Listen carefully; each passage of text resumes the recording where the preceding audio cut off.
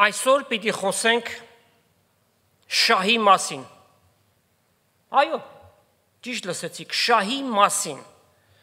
Թևս ոմանց մտքով անմիջապես անցավ արկայծեց այդ միտքը։ Արդյոք Պարսկաստանի շահի մասին է։ Շահ նշանակում է միապետ, շահ նշանակում է արքա, եւ եթե այո, արդյոք դա Շահ Աբբասն է, որ 400 տարի առաջ տասնյակ հազարավոր հայերի քշեց Պարսկաստան, թե վերջին շահը Մոհամեդ Ռեզա Փահլևին, որ հայերի հետ շատ լավ հարաբերություն ուներ։ Պատասխանը ոչ մեկը եւ ոչ էլ մյուսը։ Այլ այսօր պիտի խոսենք շահ հասկացողության մասին։ Ուրեմն, բացատրություն հետևյալն է։ Շահը դա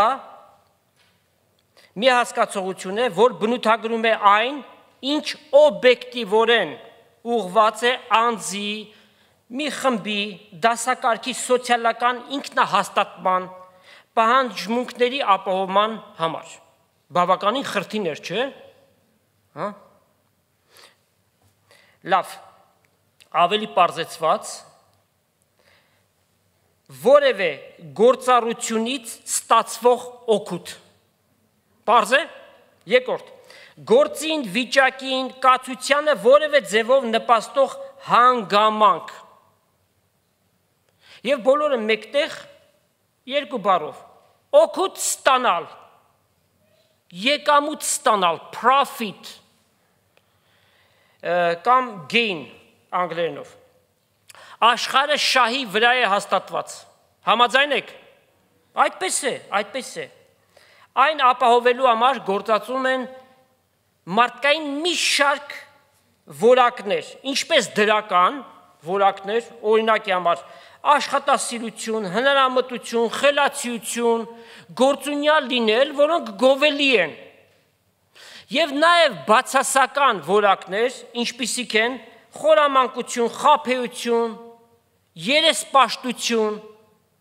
շատ հետաքրքիր է, Աստծո խոսքի մեջ հենց այս վերջին բառով շահը բնութագրող մի համար կա, գտնում ենք Հուդա 16-րդ համարն է, գիտեք, որ մեկ գլուխ է, հետևյալն է ասում։ Բնութագրելով աշխարհի մարդկանց ասում է. սրանք տրտնջողներ եւ քրտմնջողներ են, որոնք իրենց ցանկությունների համեմատ կերտան եւ իրենց բերանները ամբարտավան խոսքեր կխոսին եւ շահի համար երեսպաշտություն կանեն։ Այլ կերպ ասած, այդ երեսպաշտությունը, որ բացասական մի բան է, այն սրտի դիրքը չի արտահայտում, միայն երեսանց, դիմացինին հաճեցնելու համար հետևանքը ինչ, որպեսզի շահ ապահովի իր համար։ Պողոս առաքյալը Տիտոսին գրած նամակում շահ հասկացողությանը մեկ ուրիշ բնորոշմամբ է ներկայացնում, եկեք կարդանք Տիտոս առաջի գլուխ 10-11 համարներն է,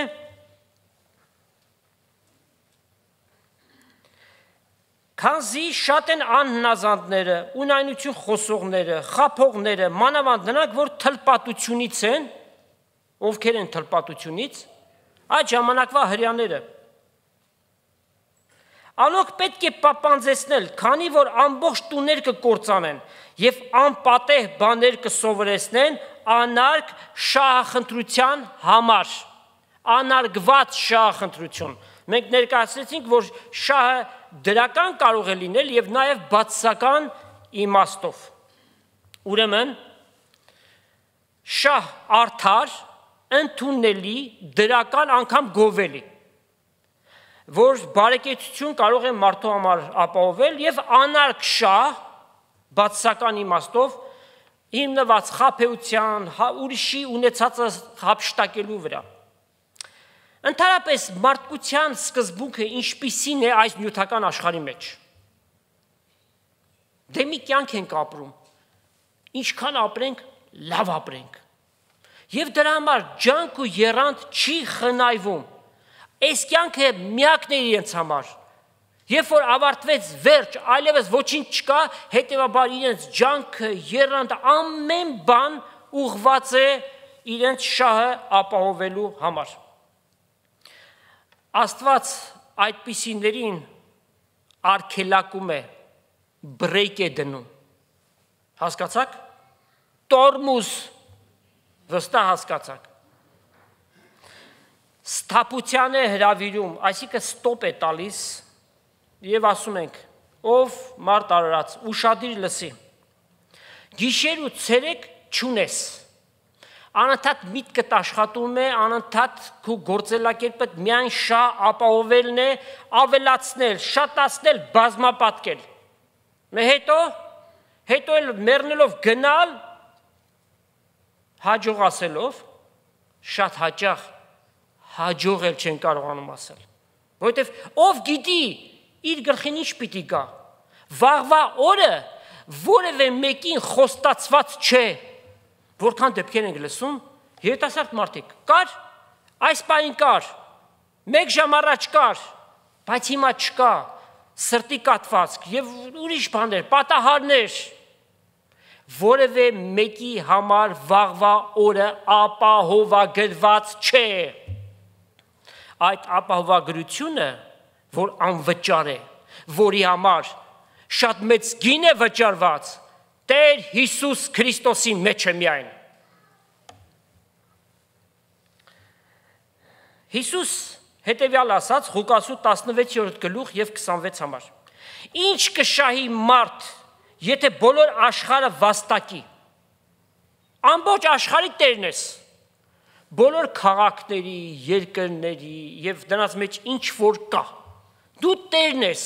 այդ ամենի։ Եվ իր անձը կորցնի, սա չի նշանակում մեռնելով ոչնչացավ գնաց։ Ինչ կշահի մարդ, եթե ամբողջ աշխարհը վաստակի եւ ինքը գնա դժոխք։ Կամ իր անձի համար ինչ ազատ չեք պիտի տա, այսինքն փրկանքի միջոց չունի, ազատագրության միջոց չկա։ Տեր Հիսուս մեկ այլ խոսք ասաց Մատթեոս 12:30-ը։ Նա որ ինձ հետ չի հավաքում, ցիր ու ցան է անում։ Այդպիսի մի օրինակ կա շատ դիպուկ, այս աշխարհին բնորոշ մի օրինակ է, եւ Տեր Հիսուս այդ խոսքը, այդ պատմությունը բերեց Ղուկասու 12-րդ գլխում է։ Երիտասարդ մի հարուստի մասին էր, որ Աստծո խոսքը նրան բնորոշում է որպես անմիտ։ Որտեղ էր նրա անմտությունը, եկեք պարզաբանենք։ Այս երիտասարդի արտերը առատ բերք բերեցին։ Եվ ինքը մտածեց, որ շտեմարաններս փոքր են, քանդեմ ավելի մեծը սարքեմ։ Սրա մեջ դատապարտելի կամ սխալ մի բան կա։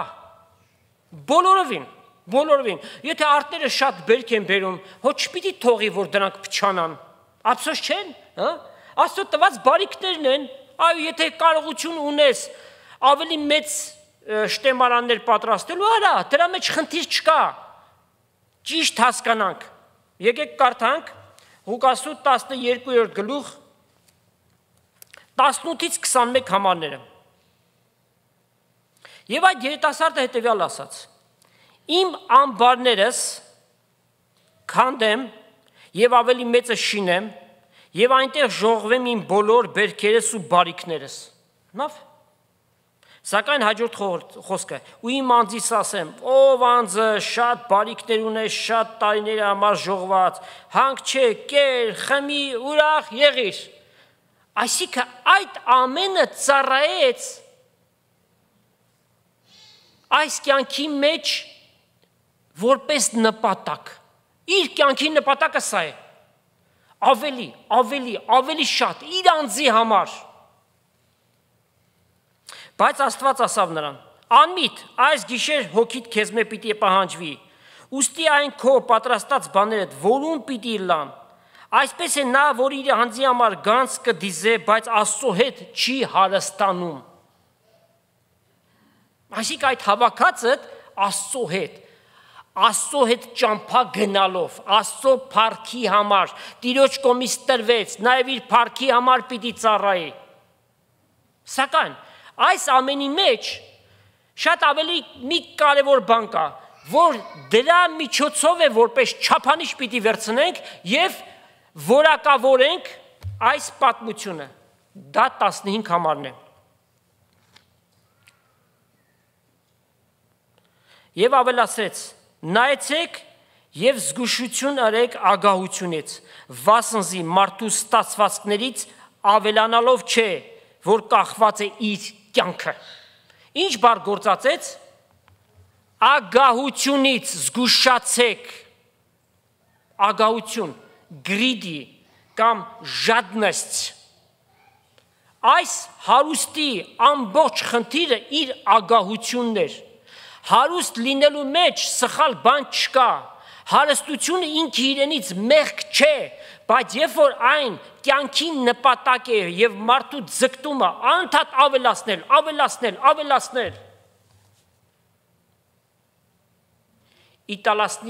իտալացի հայտնի բիզնեսմեն Ջովանին, որ սանդվիչների խանութների ցանց ուներ, մահանում էր մարդը, իր ամբողջ ընտանիքը հավաքված,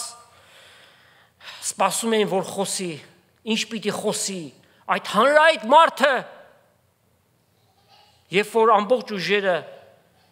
ժողվեց եւ երկու բառ պիտի ասաց, երշիկը բարակ կկտրեք,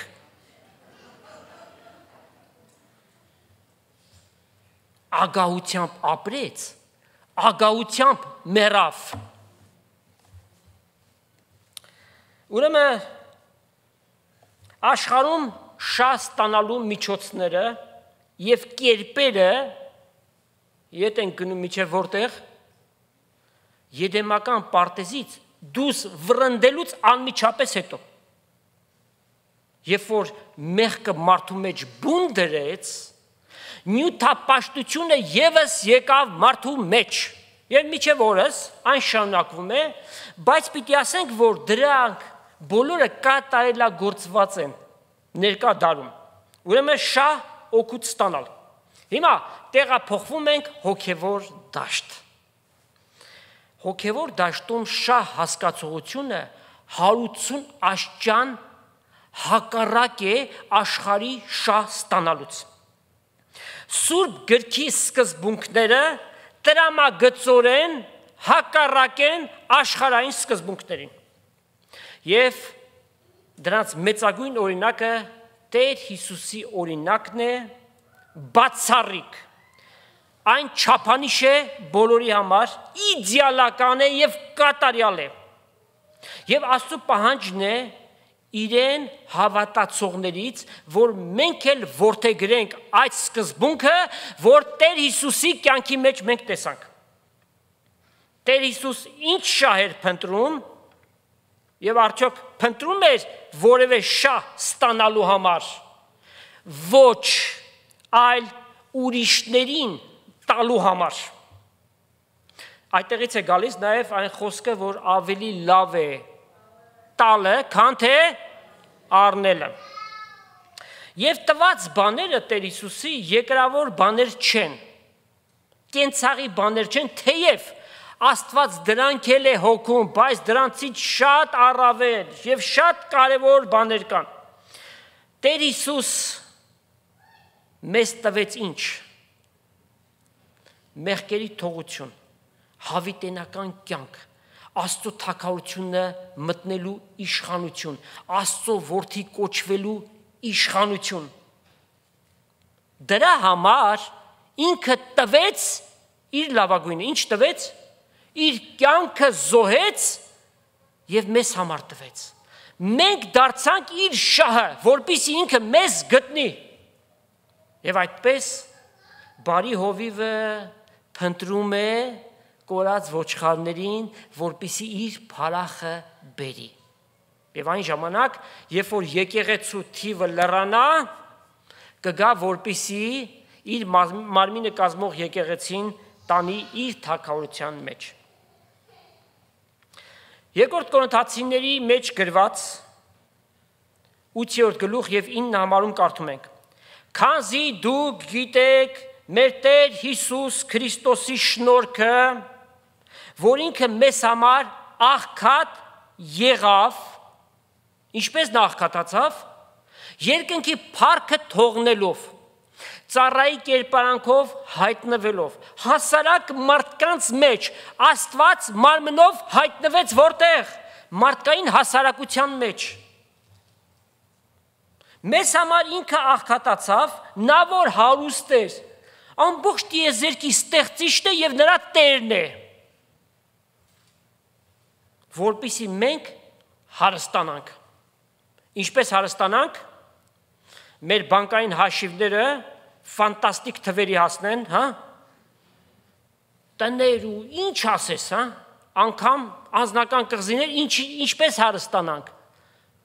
Միակ ճշմարիտ, անանցանելի, իրական հարստությունը ինքն է, Հիսուս Քրիստոսն է։ Եթե դու նրան ունես, աշխարհի ամենահարուստ մարդն ես։ Քո իրավիճակներից դրդված այս բանի նեղություն ունես, այն բանի նեղություն ունես, հազիվ ես ծայրը ծայրին հասցնում, սատանան մտքիդ ասում է, դու էլ Աստված ես պաշտում ու ինչ է քո վիճակդ, ասա ետիս անցի սատանա, ես ամենահարուստ մարդն եմ, որովհետև տիեզերքի հարստություն ունեմ, որ ամփոփված է Տեր Հիսուս Քրիստոսի մեջ։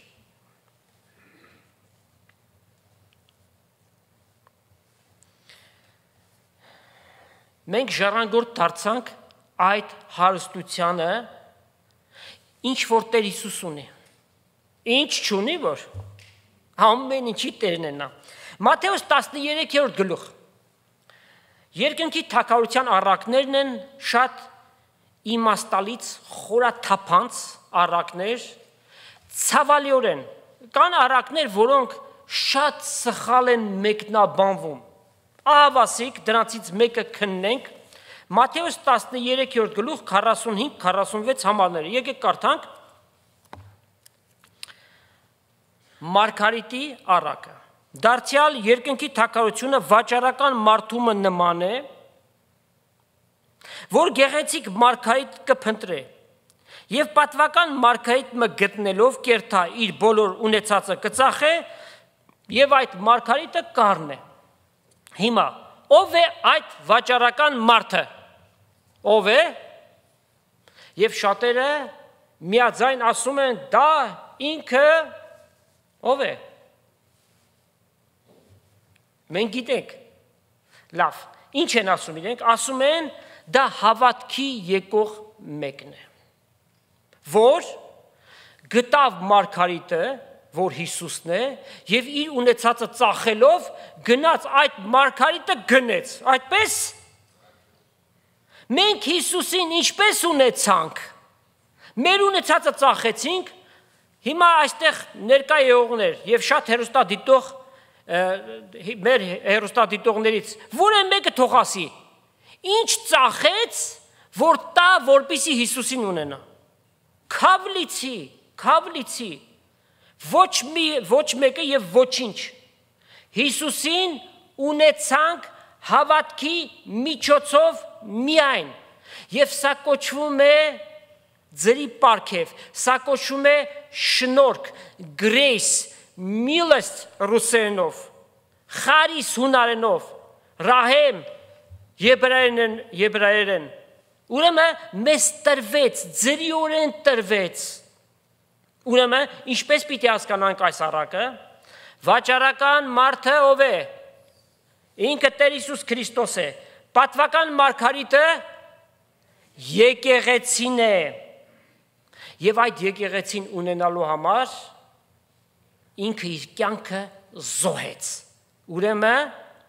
այդ արյան արժեքն ենք մենք ներկայացնում, թեև անարժան ենք դրա համար, բոլոր դարերի ճշմարիտ հավատացյալների համար վճարված արժեքը, Քրիստոսի արյունը եղավ, մենք որ սատանայի ձեռքին խաղալիք ենք և աշխարհի բոլոր մարդիկ, թող որը մեկ իրեն իմաստուն և խելացի տեղ չդնի, այսօր շատ խելացիներ սատանայի ձեռքին խաղալիք են, նրանց խաբել է ասելով, որ մեռնում ես, վերջացար, սա է կյանքը, բայց փակ Տիրոջ Աստված մեզ այս ճշմարտությունը բացեց, որ կա հավիտենական կյանք և այն Հիսուս Քրիստոսի մեջ է։ Ուրեմն Հիսուսի շահը որը եղավ, մենք ենք այդ շահը, մենք ենք։ Այդ նույն ձևով մեզ համար աստվածային շահը մեր իսկ զոհողությունների վրա պիտի լինի։ Թերևս այս խոսքից որոշ չափով կարող եք զարմանալ ասելով. ուրեմն մենք զոհողություն պիտի անենք, սակայն այդ զոհությունները ինչի համար պիտի անենք։ Անենք այդ զոհությունները, որ Հիսուսին շահենք,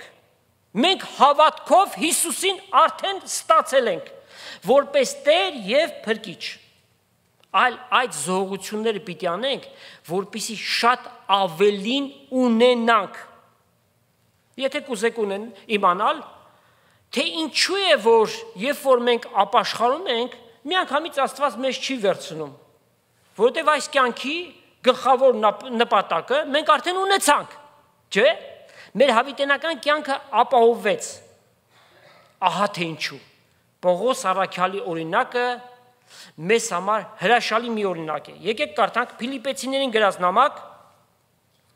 3-րդ գլուխ 4-ից 11 համարները։ Առաջի 3 համարների մեջ զգուշացումներ է գրում, զգուշացեք շներից, որի նկատի ուներ հեթանոսներն են, նաև չար մշակներից, թլպատությունից, հրյաներ, ովքեր որ սխալ գաղափարներ էին բերում, եւ շատեր, որ իրենց բարձունքների հասած լինելու համար պարծանք էին ներկայացնում մարդկանց առջև։ Պողոս առաքյալը հետևյալն է ասում. Թեպետ ես էլ նույն վստահություն ունեմ մարմնիս վրա։ Եթե ուրիշ մեկը կկարծե, թե վստահություն ունի մարմնի վրա, այլ ավելի ես։ Այդ վստահությունը հպարտության էր տարել շատերին։ 8 օրվա թլպատված Իսրայելի ազգից, Բենյամինի ցեղից, եբրայցիներից, օրենքի նայելով փարիսեցի, նախանձավոր ըլլալու կողմանե եկեղեցին կհալած էի, օրենքի արդարության կողմի անարատ է, այսինքն պահանջվածի ձևով քայլում է, բայց ինչ որ ինձ համար շահեր, այն Քրիստոսի համար վնաս սեպեցի, վնաս համարեցի։ Եվ իրավ բոլոր բաներն էլ վնաս կհամարեմ իմ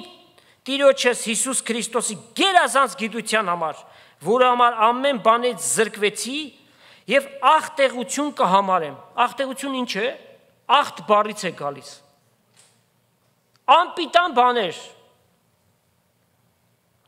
որպեսզի Քրիստոսը շահիմ, այստեղ աստղանիշ դրեք, բացատրություն գրեք, որպեսզի Քրիստոսին տրվիմ, որտեղ բնագրի ճշգրիտ թարգմանությունը սա է։ Ու իր մեջ գտնվեմ, ոչ թե իմ արդարությունս ունենամ, որ օրենքից է, հապա Քրիստոսի հավատքով եղած արդարությունը, որ Աստծո է հավատքով։ Որպեսզի ճանաչեմ Զանիկա եւ նրա հարության զորությունը եւ նրա չարչարանքներին հաղորդ լինեմ, անոր մահվան կերպարանք առնելով, որպեսզի մեռելների հարությանը հասնեմ բոլոր դեպքերում, by all means, ինչ էլ որ պատահի, այդ մեռելների հարությանը հասնեմ։ Քրիստոսին շահելու համար, ոչ թե փրկության, ճիշտ հասկանանք, ոչ թե փրկության, այլ նրան տրվելու համար իրեն ավելիով ունենալու։ Մենք որ չափով ունենք Քրիստոսին, եւ ինքը որ չափով ունի մեզ,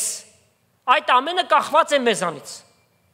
Քրիստոս պատրաստ է, որ մենք ամբողջությամբ իրեն ունենանք, եւ նաեւ ուզում է, որ ամբողջությամբ իրեն տրվենք։ Մենք պատրաստ ենք այդ բանին։ Այդ նշված բաները Պողոս առաքյալը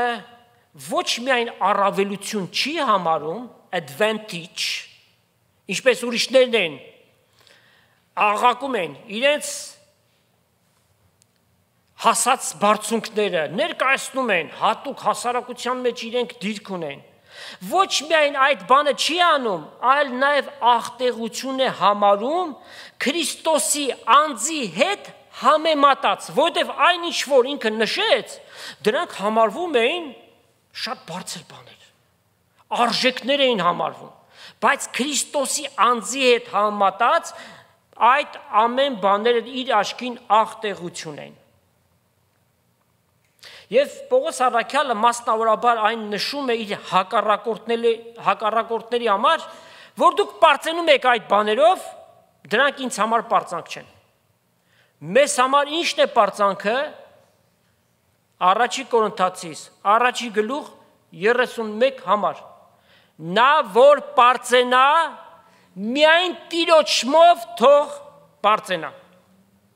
Եկեք այդ իր նշածները մի որոշակի մանրամասնությամբ քննենք, օրինակ, 8 օրվա թլպատված,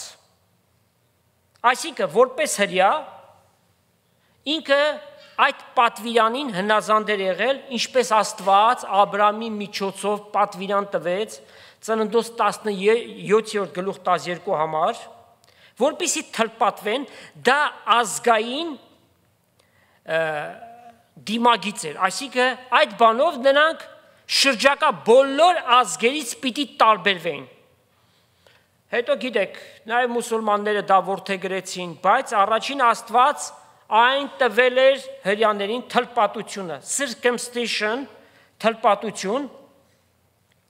եւ հետաքրքիր է, ոմանք այդ թլպատությունը փորձում են ներկայացնել զուգահեռներ մտցնելով մանկամկրտության հետ, ասելով, որ տեսեք հին ուխտի մեջ այդ թլպատությունը կար, նոր ուխտում այդ թլպատությանը փոխարինում է մանկամկրտությունը։ Այսպիսի գաղափարը թյուրիմացություն է, որտեղ Սուրբ գրքի մեջ մանկամկրտության որևէ օրինակ չկա, հետևաբար դրա պատվիրան էլ չի տրվել։ Մենք գիտենք, թե այդ մկրտությունը ինչպես է կատարվում, հավատալ, հետո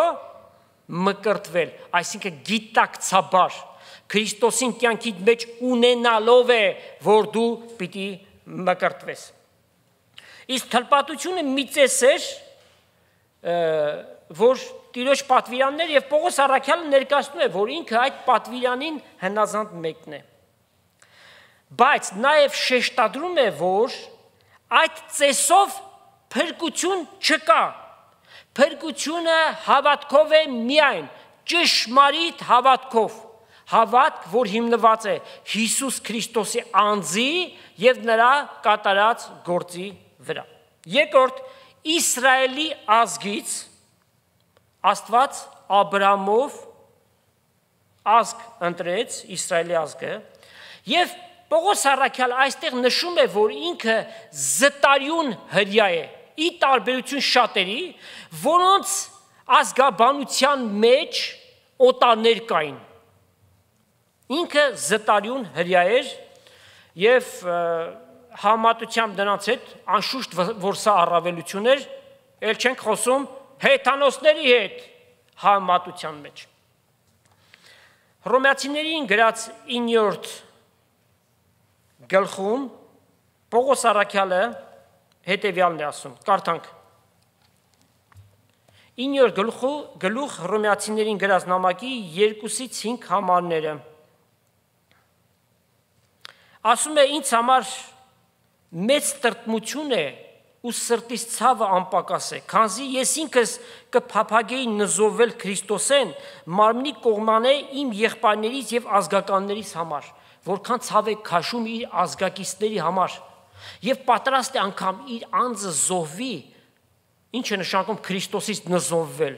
այսինքն դժոխք գնա միայն թե նրանք փրկվեն, զոհողության պատրաստ է, որոնք իսրայելացի են, որոնցն է որդեգրությունը, փառքը, ինչպես թե, այո,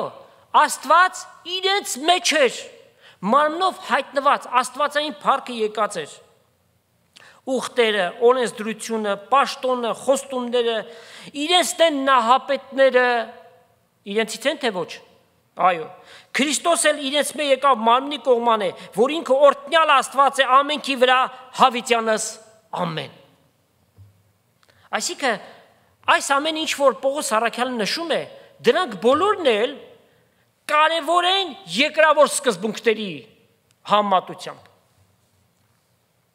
Շատ հրյաներ կարծում էին եւ հիմա էլ կարծում են, որ իրենք քանի որ հրյա են, դրա համար է որ փրկված են։ Որտեւ այս ամեն բաները իրենց կա, նահապետները իրենցից են, իրենց էր տրվել ուխտերը, օրենք իրենց էր տրվել եւ այլն, այդ ամենը նրանք որպես պարծանք ներկայացնում են եւ մյուսների հանդեպ որպես առավելություն։ Երբ որ Հովանես Մկրտիչը հայտնվեց, որ Տեր Հիսուսի ճամփան էր պատրաստում, Մատթեոս 3:9 համարում ասում է. Եվ սա հանդիմանական խոսք է. Դուք մի մտածեք, որ հայր Աբրահամ ունեք, քանզի Աստված կարող է այս քարերից էլ Աբրահամի որդիներ հանել։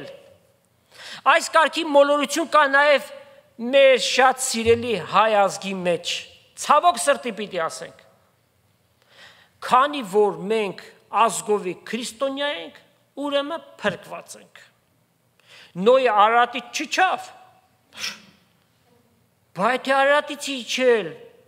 ու անպայմանորեն մեր կողմն է իջել, հակառակ կողմը չի իջել։ Ուրեմն մենք փրկված ենք։ Սա մի խաբեական գաղափար է, որ մեր ազգի մեջ տարածված է, եւ սրա պատասխանատուն սև սքեմավորներն են, որ խավարի մեջ էլ այս ժողովրդին պահել են։ Քրիստոնյա կոչվելով փրկություն չկա։ Մեկը պիտի քրիստոնյա դառնա։ Քրիստոնյա դառնալու համար պիտի վերստին ծնվի, վերստին ծնունդ ունենալու համար պիտի հավատա Տեր Հիսուսին, նրա կատարած գործին եւ ընդունի իր կյանքի մեջ որպես Տեր եւ Փրկիչ, խոստովանելով իր մեղքերը։ Ահա երբ որ մեկը անկեղծ սրտով, խոնարհությամբ այս քայլը կանի, այն ժամանակ Սուրբ Հոգին նրան կայցելի եւ նրան կկնքի հավիտենական կյանքի համար, ահա այդպիսին ճշմարտապես փրկված է։ Մենք աղոթենք մեր ազգի համար։ Պողոս առաքյալի նման մեր սրտին էլ խիստ ցավ է տեսնել անունով քրիստոնյա կոչվող ժողովուրդ, բայց սրտով հեթանոս, ցավալի է։ Երրորդը նշեց Բենյամինի ցեղից։ Միթե սա առավելություն էր։ Ինքը Բենյամինի ցեղից էր, մյուսն էլ Ռուբենի կամ Նեփթաղիմի, ինչ տարբերություն։ Բանից պարզում է բավական մեծ տարբերություն կա, այլապես ինքը չէր նշի։ Այդ ցեղից բոլոր եկածները կազմում են հրյաների արիստոկրատիան, էլիտ դասակարգը։ Պողոս առաքյալը ինքը փարիսեցի էր եւ նաեւ փարիսեցու որդի էր։ Փարիսեցիները բոլոր իշխանների եւ քանական կարգի հետ մեկտեղ համարվում էին ազգի էլիտան, բարձր կարգը, ազնվական կարգը։ Սրանք հատուկ տեղ ունեին, հատուկ բարևներ իրենց համար, առաջի շարքերը գրավել, որոնց Տեր Հիսուս այպանեց նրանց այդ բանի համար։ Հակոբ նահապետի որդիներից միայն երկուսն էին, որ իր սիրելի կնոջից Ռաքելից էին ծնվել։ Ովքեր էին? Հովսեփը եւ Բենյամինը։ Բենյամինը միակն էր, որ խոստացված Քանանու երկրում էր ծնվել։ Ծննդոց 35, 16-ից 18 համարներ։ Երբ Քանանու երկիրը 12 ցեղերի մեջ բաժանեցին, Երուսաղեմը ում տրվեց, ում մասն է խոսում, Բենյամինի ցեղին։ Դատավորած առաջի գլուխ 21 համար։ Իսրայելի առաջի թագավորը ումից էր? Բենյամինի ցեղից, ով եղավ? Սավուղը, երրորդ թագավորած 9:21, թեև ինքը Աստծո սրտի համեմատ թագավոր չեղավ, ժողովուրդը պահանջեց, Աստված ասաց, սա է ձեր թագավորը,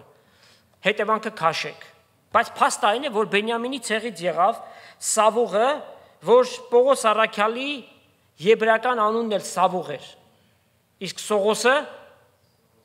հունական անունն էր իր։ Երբ Իսրայելի թագավորությունը երկու մասի բաժանվեց,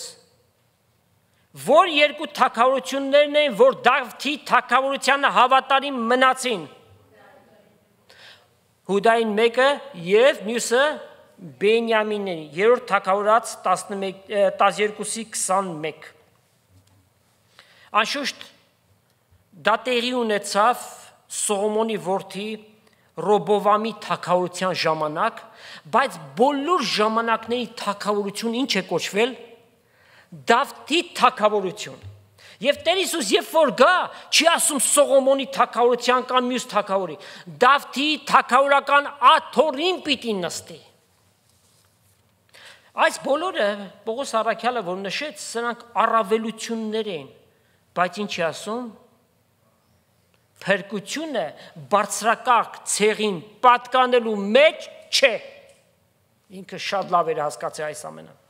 Եբրայեցիներից այ քեզ բան։ Որտեվ եբրայեցիներ կային,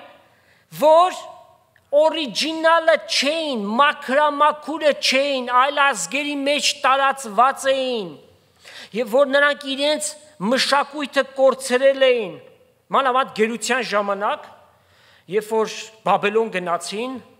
իրենց մշակույթը ամբողջությամբ կորցրեցին։ Շատերը լեզուն կորցրեցին, որտեղ սերունդներ անցավ եւ իրենց լեզուն չգիտեին։ Դրա վառ ապացույցը Պենդեկոստեի օրը, որ համարվում է Պենդեկոստեի հրաշքը, եւ այդ հրաշքը կայանում է հետեւյալում Գործ Առաքելոց 2-րդ գլուխ, Վերնատանը աշակերտները հավաքված էին, Սուրբ Հոգով լեցվեցին եւ բազմության արչեւ, որ տարբեր երկրներից հрьяաներ եկել էին Պենդեկոստեի հունցքի տոնին մասնակցելու համար, առաքյալները խոսեցին, ներկաները հասկացան այն լեզվով, որտեղ եբրայերեն իրենք չգիտեին, որ երկրների մեջ, որ իրենք ծնված էին, ահա հրաշքը, օտար լեզուների պարգևներ սա, խոսեցին եւ այն հասկանալի եղավ, եւ արդյունքը 3000 հոգի այդ օրը եկեղեցու վրա ավելացան։ Ուրեմն Պողոս առաքյալը եբրայցի էր եբրայցիներից, այսինքն օրիջինալ էր, որ ոչ լեզուներ կորցրել, ոչ էլ իր մշակույթը, Գործ Առաքելոց մի քանի տեղերում կարդում ենք, Պողոս առաքյալը խոսեց եբրայերեն,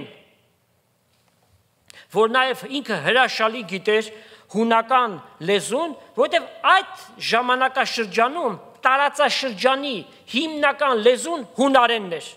Անգամ գրություններ, երբ որ կատարվում էր, հունարենով էր կատարվում։ Եվ սա սկսած Մակեդոնացու շրջանից, երբ որ ինքը եւ 4 գեներալները ամբողջ տարածաշրջանը գրավեցին, հունական մշակույթը եւ լեզուն տարածվեց այդ ամբողջ շրջանում։ Պողոս առաքյալը հրեական մշակույթի կրողն էր, բայց սա էլ իր համար պարծանք չէր,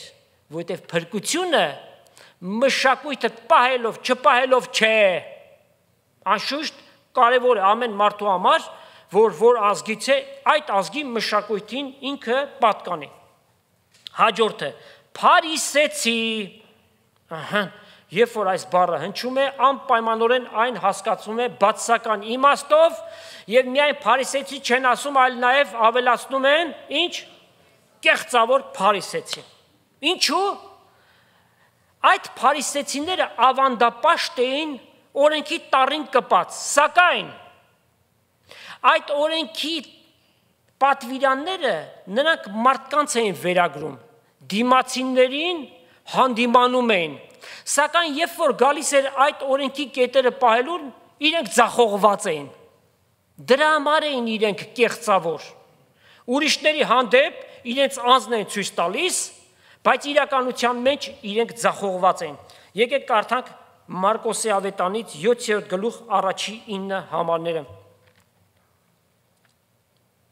Տեր Հիսուսի մոտ հավաքվեցին փարիսեցիները ու դպիրներից ոմանք, որ Երուսաղեմ եկած էին, եւ տեսան, թե անոր աշակերտներին ոմանք պիղծ, այսինքն անլվա ձեռքերով հաց կուտեն, մեղադրեցին։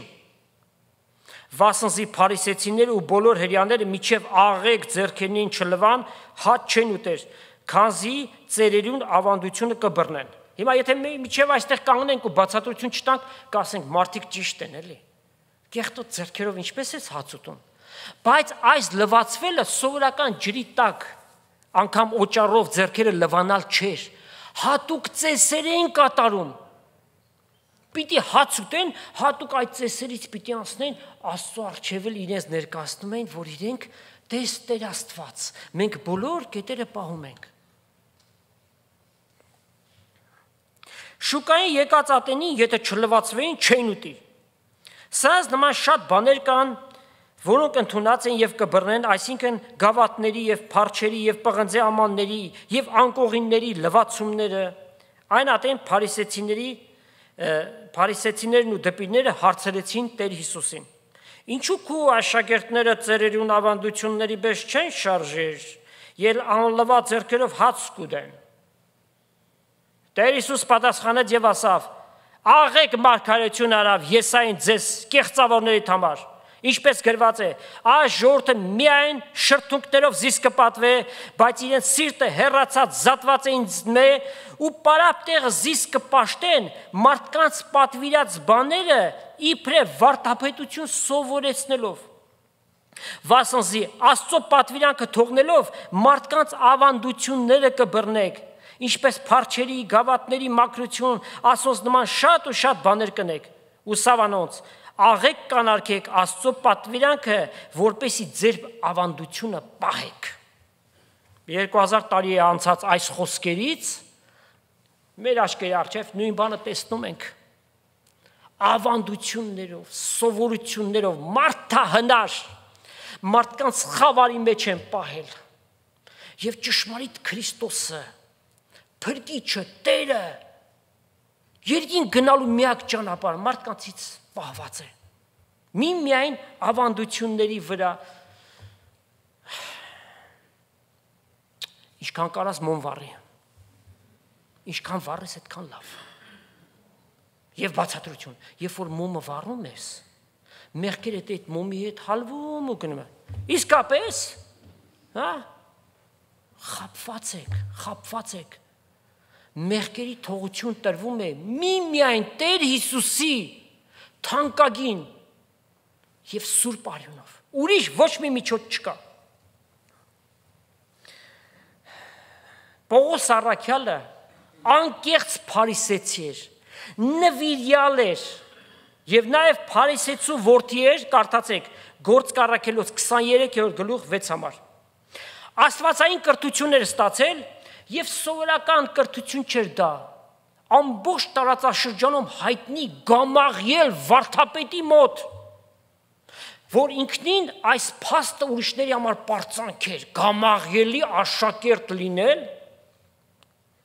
Կարդացեք Գործք առաքելոց 22-ի 3-ը։ Ուրեմն ուրիշ մեկի համար այս հանգամանքը պարծանք, բայց ոչ Պողոս առաքյալի համար։ Այս ամենը իր համար, որ շահ էր աշխարհիկ տեսանկյունից, ինքը վնաս համարեց Քրիստոսի համար։ Շատ տրամաբանական հարց կարող է առաջանալ։ Ուրեմն Տերը ասում է, որ մարդկային ինչ ձեռքբերումներ որ ունես, հաջողություններ, առաքինություններ, բարձունքների ես ասել, տոհմական պատկանելություն, մշակույթային պատկանելություն, տիտղոսներ ունես, լինի գիտական, մշակույթային, սպորտային, ուրեմն Աստված ասում է այդ ամենը աղբ համարեք եւ վերջանա ու գնա։ Ինչ ասում Աստված։ Աստծո խոսքի ամբողջ նպատակը հետեւյալն է։ Ինչի որ հասել ես, ինչ որ ունես, այդ ամենը չեն կարող լինել որպես առաջնահերթություն, priority։ Միակ առաջնահերթությունը, եթե մենք Աստվածապաշտ ենք ճշմարտապես, մեզ համար պիտի լինի Քրիստոսը։ Մեր ընտանիքից առավել, մեր կողակցից, մեր զավակներից, մեր հարազատներից առավել Քրիստոս գերիվեր է։ Այդպես է։ Եթե այդպես չէ, սխալ վիճակի մեջ ենք։ Թիվ մեկը, որ մեր սրտի գահին պիտի նստի եւ մեր կյանքը պիտի առաջնորդի։ Աստծո ակնկալածը սա է։ Ահա ինչ է նշանակում Քրիստոսին տրվել։ Պողոս առաքյալը հետաքրքիր է, որ ֆինանսական տերմիններ գործածեց։ 7 համար ուշադրություն դարձրեցիք, հետևյալ ասած։ Ինչ որ ինձ համար շա էր, այն Քրիստոսի համար վնաս համարեցի։ Շա, այսինքն profit եւ վնասը loss։ Սա ուրեմն այս երկուսն էլ ֆինանսական տերմիններ են։ Եկեք այսպես վարվենք։ Ինչպես Պողոս առաքյալը ներկայացրեց իր օրինակը։ Վնասի ցուցակում, որ գտնվում է ձախ կողմում։ Գրենք մեր այս կյանքի ձեռքբերումները, այս կյանքի բարձունքները, այս կյանքի առավելությունները, ինչ որ մենք կարծում ենք, անգամ եթե այս կամ այն տոհմից ենք եկած եւ այլն, ամեն ինչ ներկայացնենք, անգամ կարող է մի քանի էջեր լինել, ներկայացրեք, աջ կողմում գրեք Քրիստոս եւ աջ կողմի գրվածը գերիվեր է եղած բոլոր բաների վրա։ Նժարը աջ կողմի վրա է, ծանրությունը աջ կողմի վրա է։ Քրիստոս գերիվեր մեր կյանքերի մեջ։ Այն ինչ է նշանակում Քրիստոսին տրվել։ Շարունակում է 8-րդ համարն էլ կարդանք։ Եվ իրավ բոլոր բաները վնաս կսեպեմ իմ Տիրոջ Հիսուս Քրիստոսի գերազանց գիտության համար, որու համար ամեն բաներից զրկվեցի, ոչ թե իրեն զրկեցին, ինքը իրեն զրկեց։ Եվ աղտեղություն կսեպեմ, որպեսզի Քրիստոսին տրվիմ, իր մեջ գտնվիմ, իր արդարություն ունենամ, որքան մեծ գնահատական տվեց Քրիստոսին եւ այդ ամենը տեսավ առավելություն իր դիրքի բարձունքների համար, որ այս կյանքի մեջ ուներ։ Իր մեջ գտնվիմ։ Աստված չի ուզում, որ մենք կատնակեր հավատացյալներ լինենք, որ միայն իրեն ընդունած եւ այդպես մնացած։ Աստված ուզում է, որ մենք հոգեվոր բարձունքների հասնենք, նոր հանգրվանների հասնենք, հոգևոր հասունության հասնենք։ Իսկ դրա համար ինչ պիտի անենք։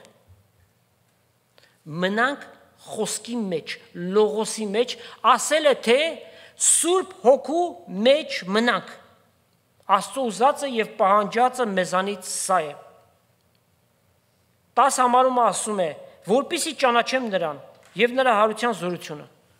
Պողոս առաքյալ քեզ անկեղծ մի հարցում։ Միթե դու Հիսուսին չես ճանաչում։ Ինչու ես այս տողերը գրում։ Այս ճանաչել ասածը ոչ թե առ երևույթ Քրիստոսին ճանաչել կամ նրան փրկիչ ընդունեցիր, այլ Քրիստոս անհատակ օվկիանոս է։ Որքան որ սուզվենք, այնքան պիտի ճանաչենք եւ մի բան էլ հաշվի առնենք, որ երբևէ այդ հատակին չենք հասնելու։ Ուրեմն որքանով որ խորանանք, այդքան է որ պիտի ճանաչենք։ Ուզում ենք այդ բանը։ Չեք պատասխանում։ Եկեք կարդանք Պողոս առաքյալի հետևյալ գրությունը առաջի Կորինթացիներին գրած նամակի 13-րդ գլուխ 9-ից 12 համարները։